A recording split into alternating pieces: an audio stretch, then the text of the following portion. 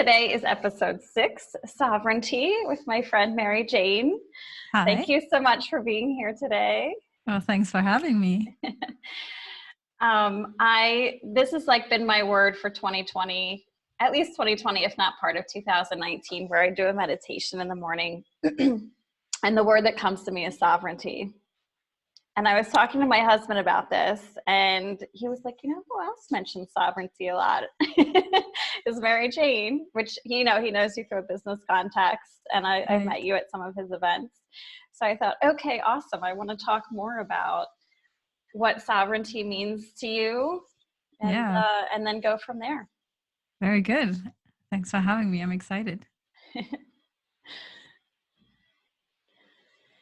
Yeah, so when I think of sovereignty, I think of having command over your life. Mm-hmm. Like you're the ruler of your own life. Right. I mean, I think sovereignty is technically actually a political term, right? So it comes from, do you have, what you said, are you in command? Do you have power? And I know that it changed a lot over the centuries of who has power and who is also considered sovereign. I mean, if you look at the monarchs from way back in the day, then they are actually called the sovereign, right? Because they have all the power concentrated for them. So going from this more political state sovereignty, I think it's, if you look at it for the individual, I would agree that it's having command over yourself. I think that's the big difference from being in a hierarchical position or a position of power over someone. For me, sovereignty would be having power over yourself and having agency and being able to stand for yourself and also to know yourself, right? To be in control of your own being, basically. Right.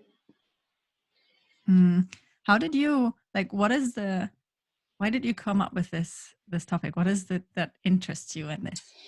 So you're gonna flip the host position. No, I'm just curious. No, I love this. Yeah, I think a lot of times you can feel like life is just something that happens to you, not something that you have a lot of control over.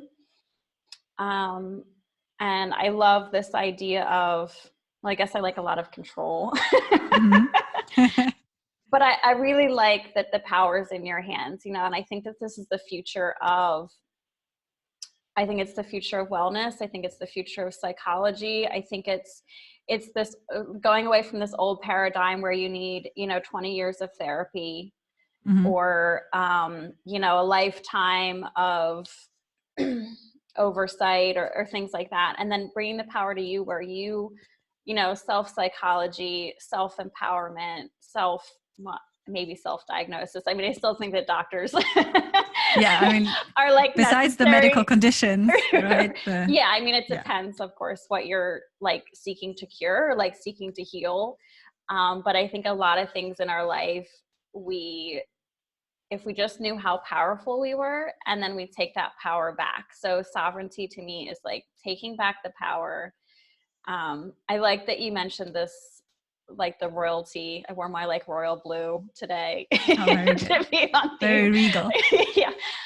Where it was they didn't even have elections, let alone, no. You were born into this bloodline. So you didn't even have the choice to be sovereign or not, let alone there was probably very, very little awareness in the common person's mind. There was so much kind of slavery and serfdom and peasants and this very hierarchical structure for a long time on the planet in a lot of different cultures. And now we're, we can live in this modern world and let's take advantage of the fact that we don't have those old structures left. And I think that's the ultimate freedom, is taking that power back. Yeah. There's a I just read a book on the French Revolution, and actually, Yeah. I'm not sure how much sovereignty the sovereign actually had, because he was so intertwined with like the power plays of aristocracy. Yeah, but of course, you're right. There's a quote by John Stuart Mill saying that over himself, over his own body and mind, the individual is sovereign. Mm. And I think for our period of time, this definitely should be true, right? As long as you don't harm anyone else. There's, well, I mean, obviously there is a state, but you're generally free to do what you like, as long as it's within the boundaries of enabling community, right? Mm-hmm. Mm-hmm. So it's very much the individual at the center. However, I think that something that is overlooked a lot, I mean, he's also a libertarian, and then if you look at all those things, is that we are still socialized in ways that influence how we exercise our sovereignty, or if we even realize it. So I was having a conversation with my colleague the other day about, standing your ground and knowing like, no, this is my position and here are my arguments. Because yeah, also with a new colleague, a young female colleague, and she was like, well, I don't know, I just didn't think something was right, but then I was like, oh, maybe I'm wrong, I shouldn't say it, because these people, they know more, right? Mm-hmm. Mm-hmm. And then I felt also, I mean, I know you have probably more female audience than male, and I feel that a lot of time we're socialized in a way that makes us that lets us forget that we have access to this sovereignty, and that we also need to claim it, right? So it's not something that everybody will just exercise just because it's natural. But as you said, right, there used to be peasants and without rights, and there used to be slaves. So now we don't have these oppressing structures, but we still have society structuring us in a way that I think doesn't make it super easy all the time to understand this power that you have over yourself. So Yeah. I don't know. So I know you through your husband, who works sometimes with us, and maybe also why this topic is so very dear to me is so we work with organizations, and we do new forms of organizational models and try to understand what are different forms of governing organizations that are more suitable for current times.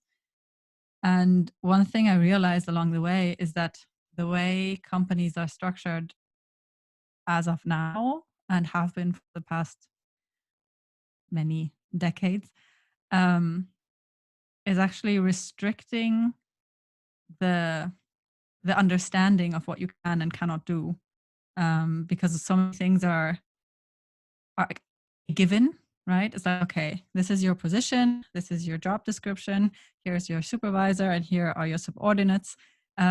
This is the way things work, and there often is very much process and written rules, but also very many unwritten rules that are not presented as fluid at all. However, I think they are mostly. There's a guy I really like from Deutsche Bahn, and his motto is, well, if it's not explicitly forbidden in your contract, that means it's allowed. But I don't think that that's the prevailing mindset that people use. Yeah, he's hilarious. And he did so many things because of this mindset. Wow. Yeah, but if this is never, this kind of thinking is usually not encouraged, right? Not in schools, not in jobs. So where do we even find this? Right. Literacy?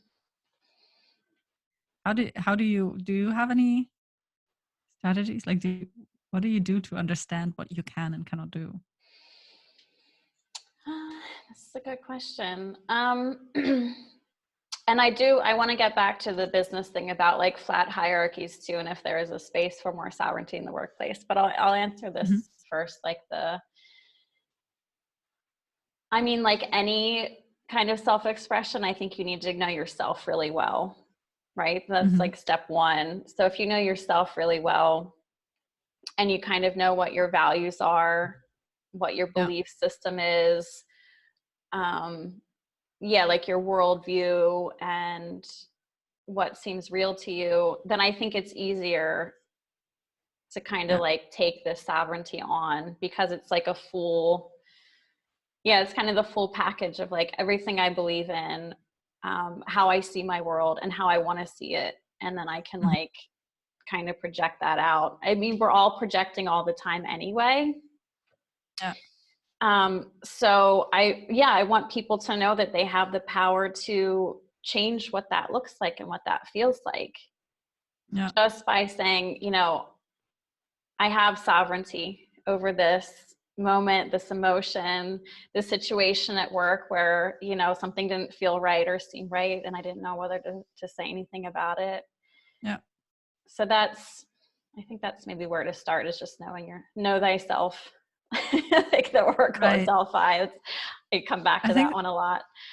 There's maybe an important addition. I like that you said we're constantly projecting anyway, right? And we do have, I think, very sort of fixed ways of thinking and reasoning, right, that we automatically draw upon. And I think one really important factor is to have knowledge over how you work internally and what those those heuristics that you work under are, and to be open to challenge them yourself. I really think that this openness, so lately there's been a lot about vulnerability, right? And I think vulnerability can really be a strength if you use it to, well, if you're actually really open and you let yourself be wrong sometimes, then that gives you the chance to grow and to understand your position better, and also to argue about them better, right? So it's a bit paradoxical saying know your position and assert your position if you think it's right, and at the same time be open to have somebody else convince you, because that will strengthen whatever you have to say in the future. Right. And I mean, going back to the royalty thing, if you think about maybe like what a good king or queen would do, you know, they'd still be open to like the opinions of everyday people. It wasn't like, you know, this iron fist thing never lasts for long, and it can be applied to yourself too, I guess. Like if you're that kind of rigid and stubborn, you're probably just going to feel like you're pressing your head against the wall and being like, I'm the king. It doesn't get you anywhere. You have to have people who follow, right? Yeah, exactly. And when it comes to personal sovereignty, you're the one following you. So like you need to be on board with it. I love the open thing. That's definitely, you have to be open to it. You know, like you could give advice. It's like giving advice to someone that's not ready to listen to it. And I feel like what we don't often look at is that that's true for ourselves. Like that's true for changing yourself. Like if you're not open to advice, you're not going to change. It's easier to look at other people and be like, oh, they're so stubborn, they won't listen. But like, how often, like how often do we not change? Yeah. Or like get curious about. I made a pact with my team, because like feedback is difficult sometimes. To take, as for me personally, to take feedback, because it means I have to be open to change myself, right, in order to improve or whatever. So for me, it's sometimes really hard and I get really defensive. So then we made a pact that they will announce the feedback formally. So basically now they're saying, Mary Jane, I will now give you a feedback, okay? And then they take 20 seconds in order that I can process. And I go like, okay, this is a learning situation, Mary. This is better for everyone, including yourself. And then it's okay. Amazing. It's such a hard thing for me. So I don't know. The ego gets in the way. Absolutely. Some of the business books I've read, a lot of good leaders, it seems, they build feedback into their structure and their system because they know how valuable it is. And it takes so many like preppers to like coach people on like how to give feedback, how to take feedback. Yeah. These are adults with like, you know, Ivy League educations. Like these aren't, but they're also human, and Absolutely. they're all upset when you say something negative. And also Absolutely. saying something negative, I think, is really hard sometimes. I mean, that's another problem with sovereignty, right? So what if I have a position and I know that this is what I think is right? There's always other people involved as well. So as soon as you communicate a decision that you make, there will be other opinions, and you will voice your opinion to other people's right decisions. Yeah. yeah So I mean, I other guess people are a thing. like sovereignty is this balance of power, you know, like you have a lot of power, you do have all that power over yourself. Yeah. So how you use it and how you know, take things in and give things out, it is about balance to make sure that you're It's almost like the Stoic philosophy. Like yeah. understand what you can change and cannot, right and right change to the positive what you do yeah yeah in yourself, how you feel. I really liked I feel like this was either the guy that started Netflix. I think this is a Netflix rule that I read about, where his system was start, stop, continue for feedback. Have you heard about this? No, what is it? So you know, it was like red light, green light, yellow light or whatever. And he made everybody stand up and do this. And it was part of the reviews. Like you could say, start doing this one thing, stop doing this other thing, and keep doing this other thing, so that you gave, that's nice. you know, constructive feedback, and you gave compliments and kind of could voice what you did like about what your manager was doing or your coworker or your team. Yeah. But in a like small way, so that people could be comfortable enough doing it. This is a really nice exercise I'm gonna propose. I love that. I love that. And I feel like we can do that in our personal life. Like, again, like how do you change yourself? Like, how do you take that power back? It's like, okay, what could I start doing in this situation? What could I stop doing in this situation? What could I keep doing in this situation? Yeah. So I use that one a lot. It's also not as phony as the feedback sandwich, where it's like, yes, positive thing, not so nice, but yay. It's like, I can't, someone needs to throw that sandwich away, which I heard it is getting thrown away a little bit. Good. So it's like, thank God.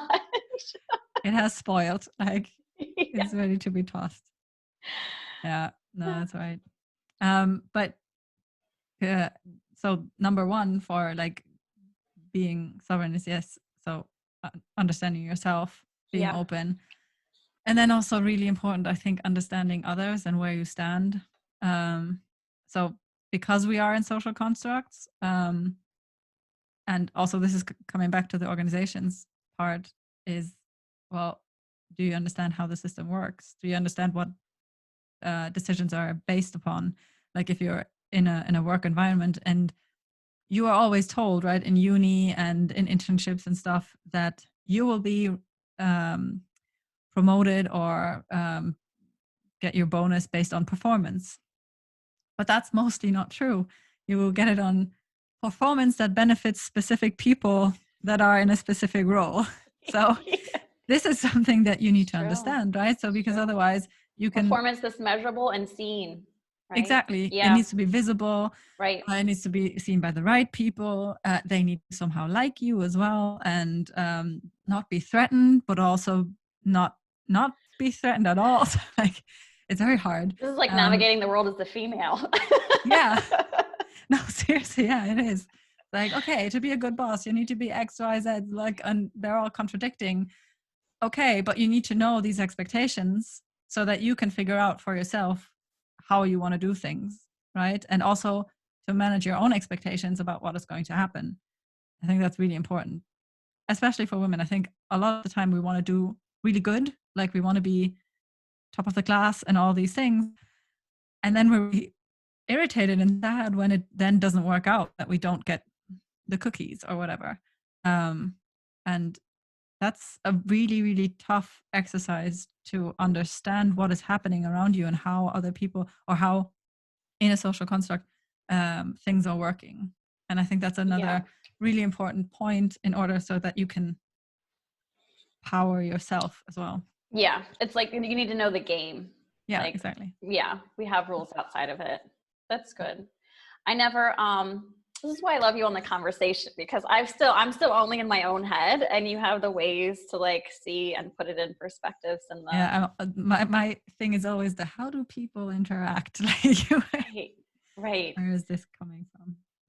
Yeah, but it does take that, like I think the journey starts looking at yourself and looking within, and knowing that really well, like being open to it, like seeing what seeing what the voice in your head floats up when you give it enough quiet time. Being curious about it, but it doesn't mean anything until we bring another person into the room or interact with someone, right. Because we're not alone, right, ever. Right. I mean, even now we're all sitting alone at home, but we're still interacting with other people. Right.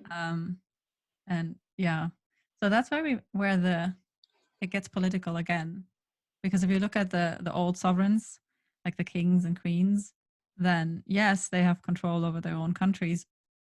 However, they also need to work out with partnerships with other people, right? And they need to understand their viewpoints in order to be efficient in how they go about things. Yeah, there's still like a lot of international laws that they have to abide by, and yeah. And then there's alliances and power struggles and all these things that we also have on a small scale. Right. Okay, so because we're like going to Facebook through Zoom, I can't see people that are on unless they comment at me. So if anybody has any questions, I'm sure there are people watching. So I just want to say that out loud here, that you can like ask questions or comment now. All right. Yeah, because they don't like pop up in here. Like if it's not that I'm streaming through Facebook, I'm streaming from Zoom to Facebook. Right. I like that this is possible. Yeah, it's a very cool feature. Yeah, we just recently discovered. Apparently you can also do rooms. So we're going to try to now work because this is completely off topic, but maybe it's of interest to anyone. Because we're all working alone, right? But we have a lot of Zoom chats or video chats, right? Zoom, to like do team discussions and meetings and stuff. But we're really missing the working together on something, because right now it's like, okay, you discuss and then everybody splits and do their own thing. So we're going to just like pretend that we're in the same room by having the thing running and do like a working session together. So everybody's actually doing something, but we're connected still. Oh, it's like taping a photo of a goldfish on a goldfish tape. The goldfish doesn't feel alone. We're going to try for a week. Yeah. Okay. Yeah, no, this is tough. I think, maybe sovereignty is, in some ways, like like in BC, where we had a lot of people around us all the time, sovereignty was a good way to kind of define that space and claim that space. Now we have nothing but space. Right. Yeah. So this is a really good time to practice, like, depending on what's going on in your life. Exactly. Like, that's why I love doing these things now. It's like, okay, again, people all have different situations right now on a huge spectrum of, chaos, fear, and overwhelm to, like I've got maybe an hour of quiet time that I didn't have because I don't have my commute anymore. Right. So I'm just thinking of another thing. Yeah. With the word sovereignty, since I know that you live in Germany and I also live in Germany. In German, Souveränität is also this political word, right? And in the way that we defined it. However, it's also viewed as like, is your performance sovereign? I mean, there's like an adjective for it, souverän, and that is basically, do others see you as confident and as that you are making good points and that you know your shit, basically. Wow. Okay. So that's also something that, I would strive to, but in the German sense, I would say that it's something that is attributed to you from others. Okay. Right? Because they say, oh, you were so souverän. Great. Okay. Whereas the way that we discussed it today, I think, was very internal. And maybe this is also a thing that you will not be able to change how other people perceive you, but it is linked to the way you see yourself. And I think when you start with knowing yourself and being open and trying to understand the situations that you're in, that goes a long way to also getting attributed Souveränität, the German word. Yeah. Well, I love that. Once my German gets better, I might try and claim that back as something you can label yourself with. Yeah. Souverän is very much in the business context, like, oh, yeah. Yeah. I can see that. And I love that that's like in the definition of the word already. So you have a word for that. Yeah. Right.